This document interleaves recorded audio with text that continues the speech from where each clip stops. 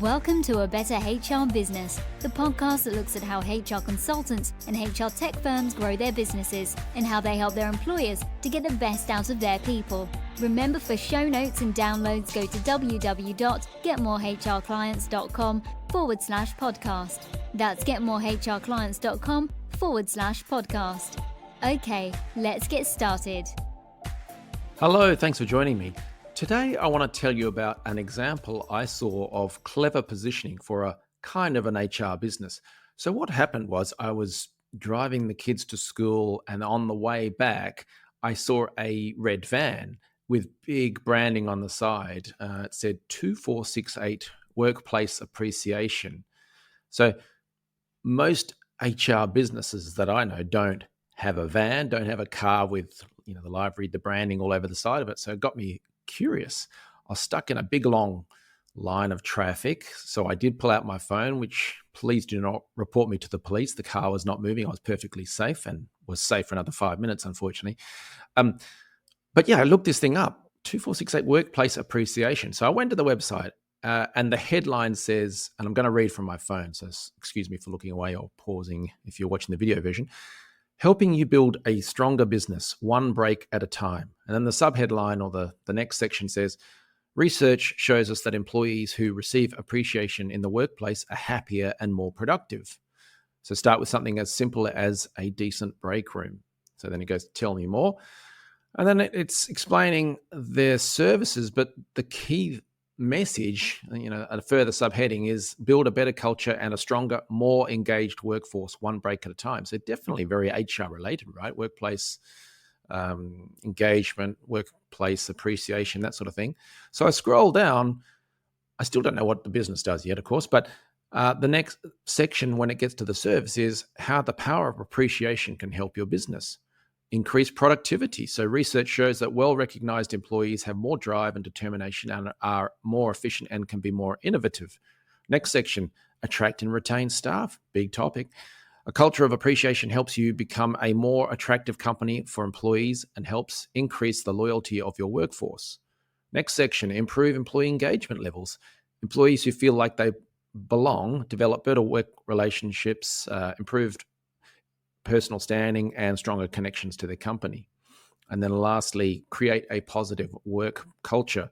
The ripple of appreciation for your employees can be immediately felt while also creating a great place to work in the long term.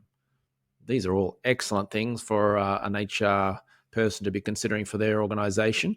So now finally we get to the what do we do says. In the end, they offer breakout spaces, coffee, snacking, water, micro markets, so for like the Google businesses and stuff like that, where they've got the big cafeteria and you can go and grab your free biscuits and fruit and all that kind of stuff. So micro markets, recharge zones, so vending machines, things like that, even washrooms, and that sort of stuff. So if you're being, traditional, cynical, whatever you might say, well, that's not really HR. They're in the, office facilities management, so serving food, drinks, beverages, looking after washrooms, these mini market things that I described. But you would blend into a sea of, mediocrity if you just went with that angle, potentially. It's a very hard market to crack into. And I just love what they've done, 2468 Workplace Appreciation. And they've angled their service entirely at keeping your workforce happy, your people happy, your employees happy, keeping them more engaged. The whole messaging is around, well, let's get people together, even in the breaks and meetings that they might have in cafeterias or in the kitchens and things like that. You'll get personal bonds, relationships forming, but people will be able to network and potentially have meetings there, and productivity goes up, all that kind of stuff. It's just wonderful thinking. And I think it got me reflecting on the positioning for HR businesses, because obviously I deal with hundreds of HR businesses around the world, whether that's technology or consulting, and as usual, I would say HR covers diversity, inclusion, employee engagement, recruitment, generalist HR services, etc. But what happens is when I talk to a business and I say, well, tell me about your business, what's your positioning? How do you stand out? There are a few different ways that people describe it, but a very common one might be we really get to know the business and understand it, and that's our point of difference. or we are experts in the field of HR, and that's our point of difference. Or another point of difference that I would hear a lot is we would do a deep dive or an audit before we start to really understand what's going on in the business, so we can really determine excellent services or propositions for you. And these are all good things, and they're all really, really important, and I would encourage you to keep doing them. It's just, if everyone is saying the same thing, you've got to sometimes find ways of standing out, of positioning yourselves differently. Now, if you've listened to the podcast before, then you know I often talk about trying to choose a niche or an area of speciality. I will say most businesses don't do that, and that's perfectly cool. We then go to plan B, where we work out a way of improving the conversion rates and things like that of your different services and marketing efforts. There's all sorts of cool ways you can do that. So no problem if you don't do it. If you do specialize and stuff, it is easier because you can have branding and positioning, and you can go to the right events, all that kind of stuff. But nonetheless, there are ways of thinking about your positioning, even if you're not doing niching or choosing special focus areas. So think of adjectives, just words like faster, quicker, easier, cheaper, more expensive, who knows, all these different adjectives, and then think, what is it about our service and the way we deliver and the people within the organization? Are we friendly? Are we well organized? Are we chatty? There are all different ways, and you will have clients that appreciate different aspects. So if you think about the big players, the big consulting firms, the classic is they send in a couple of senior partners in for the meeting to win the business, and then you never see them again until the quarterly report just before they send you their big bill. And what happens is they then send juniors in who don't know their stuff. They're learning the ropes, and they're using all these fancy spreadsheets and PowerPoint presentations, but really, are they affecting change? Probably not as well as you would. So maybe that's part of your positioning, to say, look, we are absolute experts who not only know the theory, but the practice. And so we can help you implement stuff, but we know what problems will occur, what the roadblocks and stuff like that. Like the classic example that I always share is an employee survey. You might get a firm to roll out an employee survey, but someone like you knows the fact that when you go and report the results back to the management team, you know what the reaction's going to be. It's going to be, oh, no, it's not my fault. It's nothing to do with us.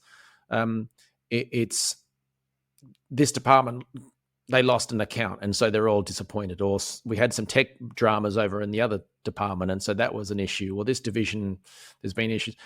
They would never take responsibility or whatever. So you, as an expert, you know that that's coming, and so you can explain, well, part of the survey process, you will always encounter resistance at the report backstage. And so we have a plan for that. And the way we do that is X, Y, Z. That's showing expertise in a way that's practical and can be understood. Another way of differentiating or positioning your business in a stronger or different way is adopting models. So that's something we do a lot in the HR Business Accelerator, is helping you maybe determine a model or a process that you can communicate as your unique methodology and so on.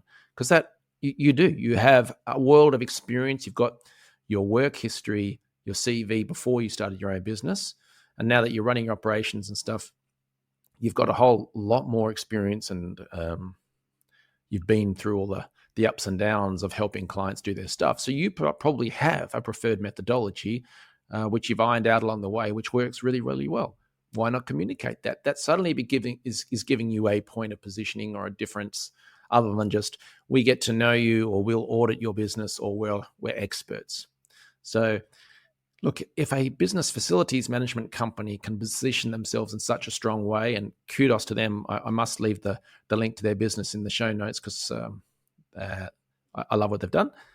But if they can do that and call themselves a solid HR, workplace appreciation, employee engagement company, then absolutely you can find a way, without necessarily niching down or choosing a focus area.